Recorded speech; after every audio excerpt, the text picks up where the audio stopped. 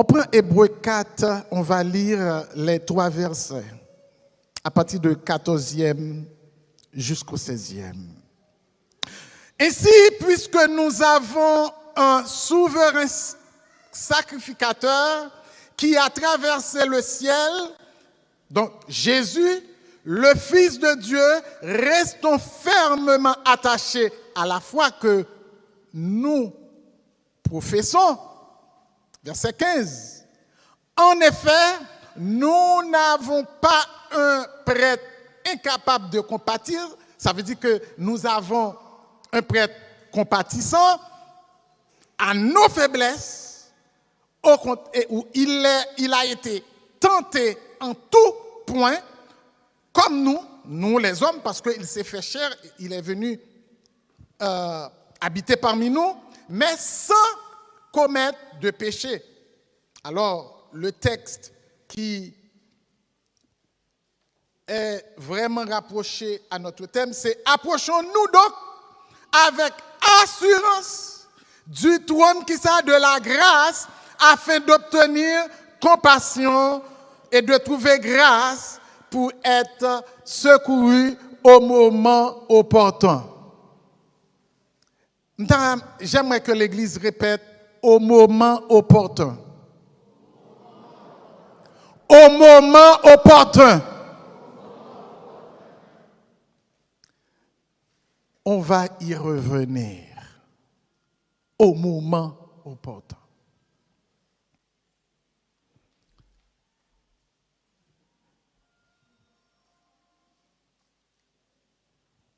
Si on peut dire, ou du moins se poser cette question, qui pourra monter à la montagne de l'Éternel? La Bible répond quoi? La Bible répond sans embâche, ceux qui ont le cœur pur et comment qui a la main innocente. Chers frères et sœurs, il faut dire,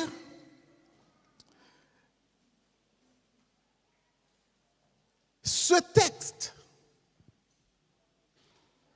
n'empêche pas que quelqu'un, actuellement, qui n'est pas en état de sanctification, de dire ou de décider, je vais me rapprocher de Dieu. Parce que ce qu'il faut savoir, nous, il y a une séparation certainement entre Dieu et les hommes. Mais ce trou est causé par le péché. Mais Dieu, dans son amour, Dieu, dans sa compassion, a dû envoyer son Fils unique et qui s'est donné lui-même. Et qu'est-ce qui s'est passé? Le Seigneur a servi comme pont pour nous relier. C'est comme si il y a une rivière, mais on ne peut pas traverser. Et dès qu'on jette un pont, tout le monde peut traverser. Cela veut dire, même si en réalité, il n'y a pas vraiment un rapport entre nous qui vivent dans le péché, qui étaient des pécheurs non repentants, mais la croix a permis aujourd'hui que nous avons cette grâce de nous relier et de nous approcher à Jésus, parce que Jésus-Christ lui-même est venu donner sa vie. Et maintenant, ce grand sacrificateur, quand je parle de sacrificateur, c'est quelqu'un qui donne, qui font des sacrifices. Mais vous savez qu'il y avait beaucoup de sacrificateurs. Des sacrificateurs qui donnaient, des sacrifices pour le pardon du peuple. Mais ces sacrificateurs-là devaient faire des sacrifices pour eux-mêmes parce qu'ils ne pouvaient pas aller dans le lieu très saint comme ça. Vous vous rendez compte? Mais c'était des choses continuelles. Mais à partir du sacrifice de Jésus-Christ, alléluia, à partir du sacrifice de Jésus-Christ, qu'est-ce qui s'est passé? Eh bien, tous ces sacrificateurs-là sont congédiés. Ils n'ont plus de métier. Parce que le sacrifice de Jésus-Christ, le sacrifice que Jésus a fait, c'est un sacrifice une fois pour tout. C'est terminé ce métier-là. C'est comme un jour, il n'y aura pas de caissière. Ça commence à être automatique. Ceux qui font ce métier de caissière vont devoir aller faire autre chose. Si le Seigneur tarde à venir, dans quelques années, il n'y aura plus de chauffeurs de taxi parce qu'il y a beaucoup de voitures sans chauffeur qui en sont en expérimentation. Ceux qui sont chauffeurs vont devoir faire autre chose. Donc, Jésus-Christ, son arrivée, qu'est-ce qui ça apporte? Eh bien, il n'y a plus de métier de sacrificateur. Il a fait son sacrifice une fois pour toutes. Le voile du temple est... Est-ce qu'on peut acclamer le Seigneur pour ce sacrifice, mes bien-aimés? Alléluia! Alléluia, oui. Il mérite notre acclamation, mes bien-aimés. Vous vous rendez compte? Là, on allait faire des sacrifices, mais on n'a plus besoin de ça parce que il a fait le sacrifice une fois pour toutes.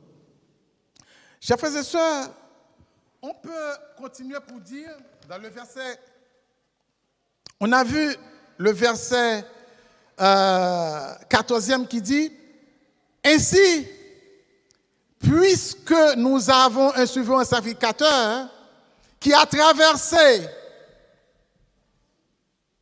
le ciel, Jésus le Fils de Dieu, restons fermes, attachés à la foi que nous professons. » Professons ici, ça veut dire que nous avons fait allégeance avec le Seigneur. Parce que nous sommes d'accord qu'il est le Fils de Dieu. Il n'y a pas de doute là-dessus. Et nous voulons de vous dire, il a mis fin au métier de sacrificateur. Et ici, on va voir la compassion. Quand on parle de se rapprocher de Dieu, d'avoir peur de rapprocher de Dieu, parce que peut-être vous vivez dans une situation que vous dites, de me rapprocher de Dieu dans cet état-là.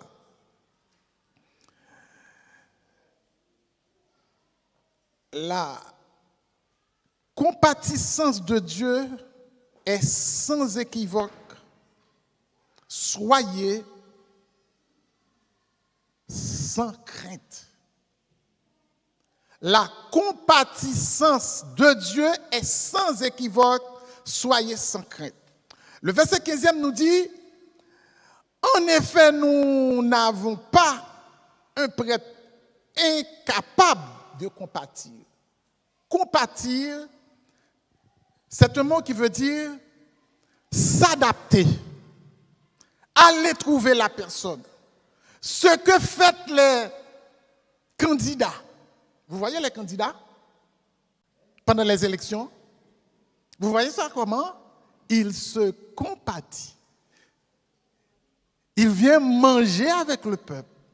Il danse avec le peuple. Il donne la main au peuple. c'est comme si on est amis. On est amis. Je suis plus ce que vous soyez. Non, je ne suis pas le banquier, je ne suis pas le riche. On est pareil. Vous voyez, on est pareil. Il n'y a pas de problème. Vous êtes black, on est pareil. Vous êtes malheureux, moi je suis malheureux aussi, je suis pauvre. Ces candidats-là fait un semblant de compatissance. La paix de Dieu soit avec vous. Parce que ce qu'ils veulent, c'est que dans les élections qui approchent, oh, j'ai touché Macron. Ah, j'ai touché Macron, il m'a donné la main. Ah, je donne mon vote. Moi, j'ai touché Macron. Je l'ai vu en face.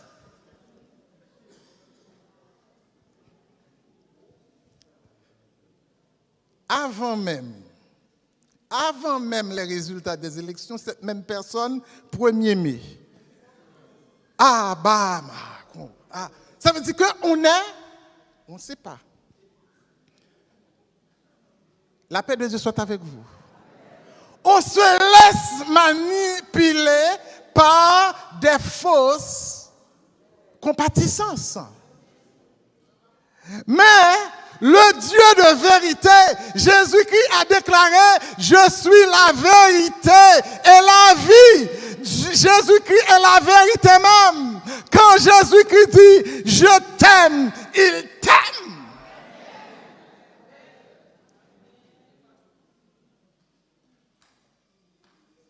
Jésus-Christ s'est dépouillé, mes bien-aimés, de ses ornements royaux.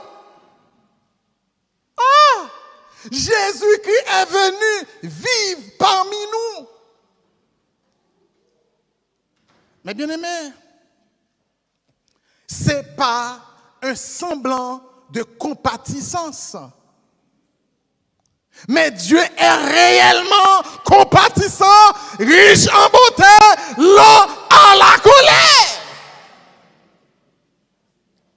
Moi, je serais le premier à être anéanti si le Seigneur n'était pas compatissant, lent à la colère et riche en bonté. Je ne sais pas pour vous. Mais mon Seigneur est compatissant avec moi. Il est lent à la colère. Il est riche en bonté. Sa bonté est comment? Est grande. Vous voulez dire ça? Sa bonté est grande. Et ce n'est pas semblant. Quand Jésus dit, venez à moi, vous tous qui êtes fatigués, je vous donnerai du repos. Mais bien aimé, le Seigneur est compati. Chers frères et sœurs, n'ayez aucune crainte, n'ayez aucune crainte de venir, d'avancer, à approcher le Seigneur. Ne pensez pas à ce qui s'est passé, vos crimes, vos péchés antérieurs. Approchez de vous. Il est là pour vous laver, sauver. Et ce serait de mettre à la poubelle cette portion de lecture. Venez à moi, vous tous qui êtes chargés. Il ne faut pas mettre à la poubelle la parole de Dieu, la promesse de Dieu. Mais il faut profiter de la parole de Dieu, de la toute-puissance de Dieu. Le moment est arrivé. C'est aujourd'hui. Mais bien aimé, ce message est pour quelqu'un dans la salle. Le moment est arrivé. Le jour est arrivé de vous approcher de Dieu. Ne dites pas, je vais rester en retrait. parce que je dois me changer. Parce que dans cet état-là, je n'ai pas encore fini avec l'autobolette. Je n'ai pas encore fini avec les copains-copines. Je n'ai pas encore terminé avec le tabac. Je n'ai pas encore terminé avec l'alcool. Mais je vous dis, aujourd'hui, vous ne pouvez pas laisser ça de vous-même. Vous ne pouvez pas trouver la guérison de vous-même. Vous ne pouvez pas sortir de péché de vous-même. C'est le Seigneur qui va vous changer. Vous devez venir à Dieu pour que Dieu puisse vous changer. Parce que si vous attendez que vous laissez toutes ces choses, comment vous allez le laisser pendant que vous êtes au tabac tous les jours, à côté des gens qui fument, eh bien, ils vont dire fumer, alcool et tout, mais viens à Jésus. Et c'est Jésus qui va vous prendre en charge. Si vous voulez changer, c'est approcher de Jésus et Jésus vous prendra en charge. Alléluia. Mais bien-aimés, comment vous expliquer que cette femme qui est couchée pour attendre sa mort, parce qu'elle a vu les médecins par-ci, à toutes sortes de médecins traditionnels, médecins savants, après 10 ans de perte de sang, 12 ans de perte de sang, eh bien, elle est fatiguée, elle n'a plus d'argent, elle a dit, je me couche pour mourir, et elle a entendu parler du souverain sacrificateur. Elle a pris la force, elle a dit en elle-même, je vais rencontrer cet homme si seulement je touche le pan de sa robe, je serai guéri. Elle a déclaré sa délivrance tout seul. À noter, elle devrait avoir peur, elle devrait avoir crainte de sortir, parce que c'est pas les autres, mais c'est la loi l'avait exclu de la société. Et déjà la loi, elle a bravé la loi. Déjà la foule était énorme. Est-ce que l'église t'a dit samedi là?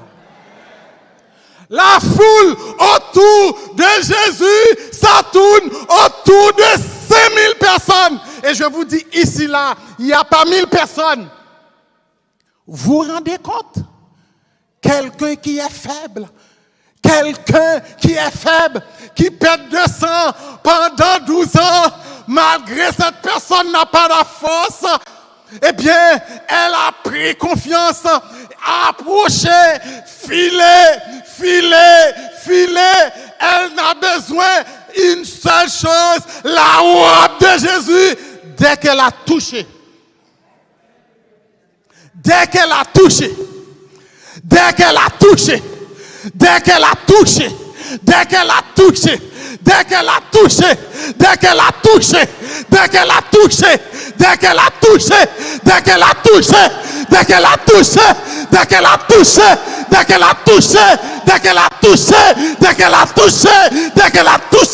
la puissance sort de Jésus et elle est guérie. Alléluia. Alléluia. Pourquoi avoir peur de rapprocher de Dieu? Ce matin, le Seigneur vient vous dire, approchez de lui, il n'y a que du bénéfice. Dès qu'elle a touché.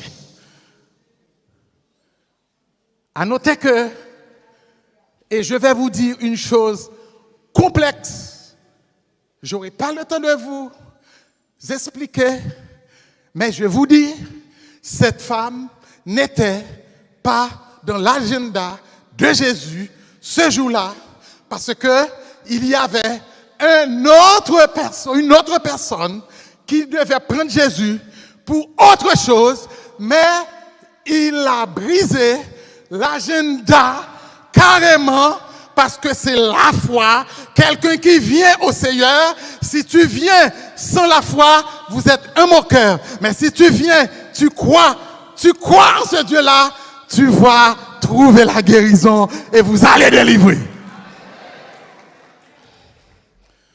Alléluia. Dès qu'elle a touché, et Jésus a dit, je sens quelqu'un qui m'a touché. Mais bien aimé, ce n'est pas tous qui sont ici là qui écoutent le message. Il y a des personnes qui entendent le message, mais il y a d'autres personnes qui écoutent le message.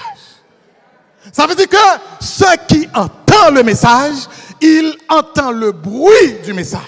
Mais celui qui écoute le message va transformer cette personne. Et cette personne va retourner chez lui, non de la même manière qu'il était entré. Mais cette personne va retourner chez lui, il va donner cette parole, publier cette parole et transformer les autres parce que le message a touché cette personne. C'est à vous de savoir qui d'entre vous qui entend pour m'entendre et qui veut écouter pour mettre en pratique la parole de Dieu. Et celui qui met en pratique la parole, vous allez, parce qu'il n'y a que du bénéfice en s'approchant de Dieu. Est-ce que vous croyez ça? Vous voulez acclamer le Seigneur pour ce qu'il fait en nous, mes bien-aimés. Alléluia.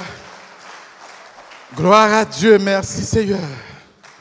Oui, cette femme a bravé, surmonté tous les obstacles. Tout était là pour que cette femme n'avance pas. Mais il a touché le Seigneur. Mais bien aimé, la porte est ouverte. La porte est ouverte pour vous jeunes, pour dire à vous-même, je veux m'approcher de Dieu. La porte est ouverte pour vous, messieurs mariés, hommes, femmes, adultes, pour dire, oui, aujourd'hui, c'est le jour que je dois jeter le manteau.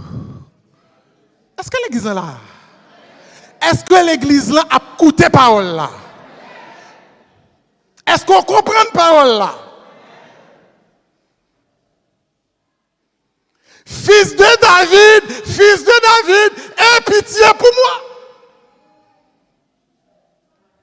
Fils de David, aie pitié pour moi. Tais-toi, le Seigneur n'a pas le temps pour toi.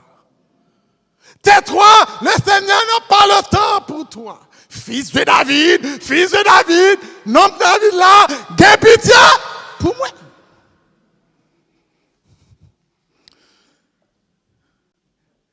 Vous pensez que Jésus-Christ a entendu sa voix à travers 5000 personnes qui murmuraient, qui parlaient?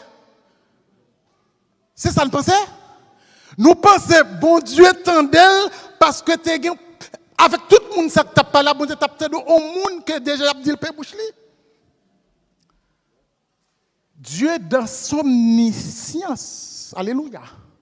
Dieu dans son omniprésence, alléluia. N'importe côté où il y a le temps d'eau. La paix de Jésus soit avec vous. Ce pauvre aveugle, là où il était, 5000 personnes autour de Jésus-Christ, n'importe côté, là où vous êtes, le Seigneur écoute. Et le Seigneur dit, Ramenez-le. Oh. Il est compatissant, hein? C'est ça, oui, compatissant. Qui ça le Seigneur dit? Ramenez-le. Faites-lui venir. Et qui ça lui fait? Et qui ça lui fait? Lui, bon, il était un manteau sous lui. Mais bien aimé, Jodia, merci beaucoup. Jodia, aujourd'hui,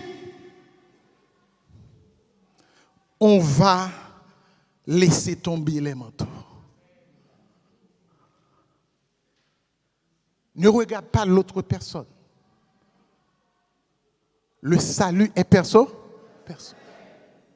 Ce que tu penses qui n'est pas grave, ouais, je peux le faire. Aujourd'hui, là, vous devez chanter. Vous devriez sortir de l'état liquide pour devenir l'état solide. Nous fait physique, les enfants. On sort de l'état liquide pour venir dans l'état solide. Il faut que nous jeter manteau. Et manteau, il est facile à jeter. La paix de Jésus soit avec vous. Il est facile à jeter. C'est seulement faire confiance. C'est seulement faites confiance à Dieu. Une fille a beaucoup de confiance en son père. Il appuie sur son père. C'est différent, il ne pas prendre n'importe homme l'appuyer sur lui. Il connaissait papa. Et la Bible nous dit, le Seigneur, il a un bon projet pour nous faire un mauvais projet. Moun qui ont les Bibles, qui projet le dit? Projet de? Projet de paix, non de malheur. Eh bien, pour qui ça pour me faire avancer? Pourquoi avoir peur? Avancer, mes bien-aimés. Approchons-nous de Dieu. Parle au Seigneur. Et le Seigneur va répondre. Le Seigneur a besoin de chacun de vous comme ministre, comme serviteur dans son équipe. Nous pas quoi ça? Est-ce que nous prêts pour ça? Est-ce que nous prêts pour ça? Est-ce que vous êtes prêts, mes bien-aimés? Alléluia.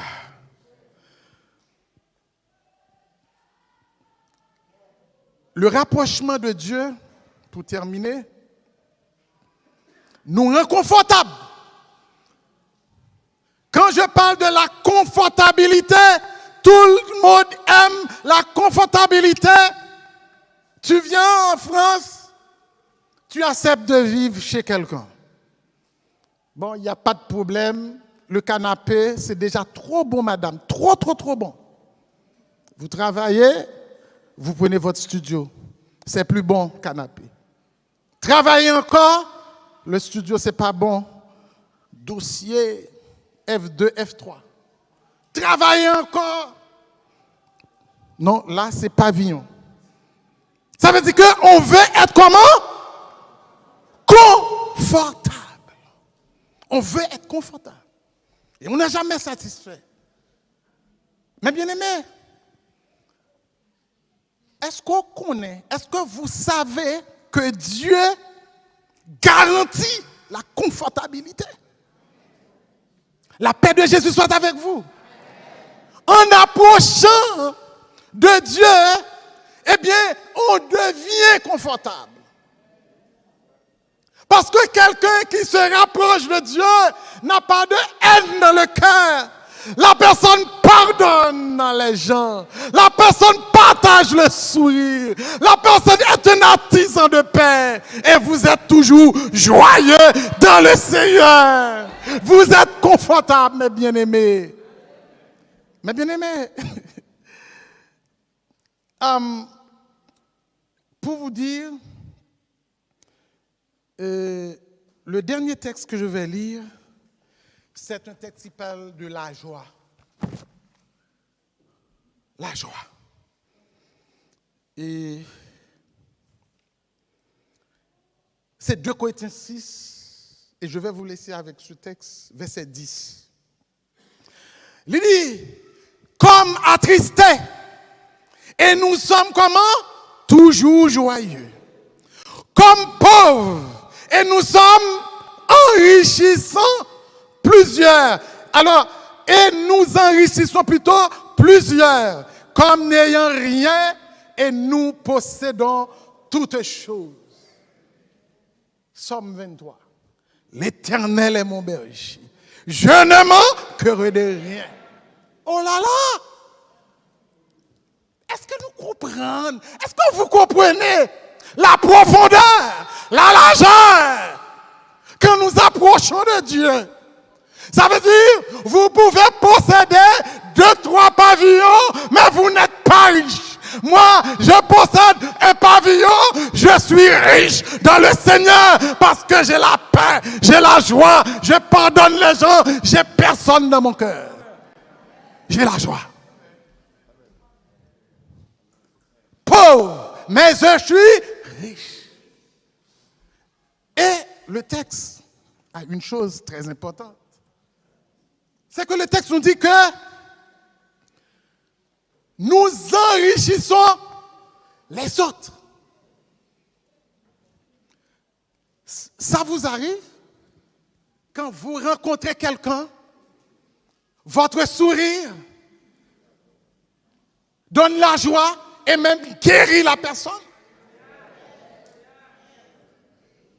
Vous partagez la richesse de Dieu. Comme n'ayant rien, mais vous pouvez dire, l'Éternel est mon berger, je ne manquerai de rien. Je vous invite à vous mettre debout, on va prier le Seigneur.